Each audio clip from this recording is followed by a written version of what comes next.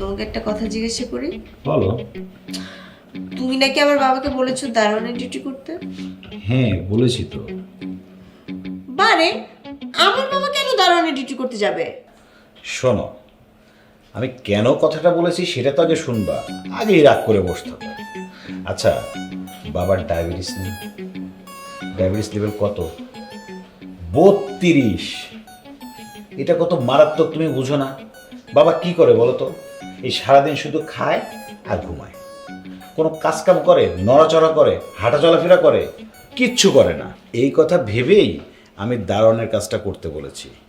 মনে করো বসে থাকলো আর এই লনের মধ্যে হাঁটাহাঁটি করলো, তাহলে কি হবে?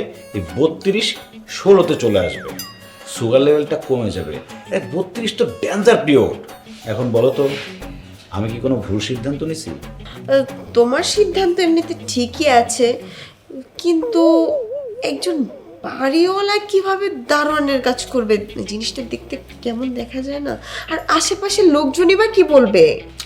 আরে, নিজের বাড়ির কাজ নিজে করবে, এতে মান সম্মানের কি আছে? বরঞ্চ লোকজন দেখলে তো আরো খুশি হবে। তাছাড়া 15,000 টাকাও তো সেভ হবে। না না, আমার বাবা কোনোভাবে এই কাজ করতে পারে না।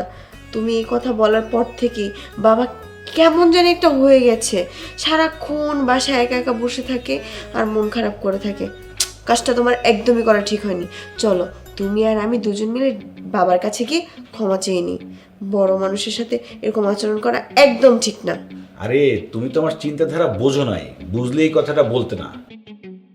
শোনো, এই সময় যদি বাবাকে চাপে না রাখি, তাহলে আমাদের হানিমুনের টাকাটা ম্যানেজ হবে কিভাবে?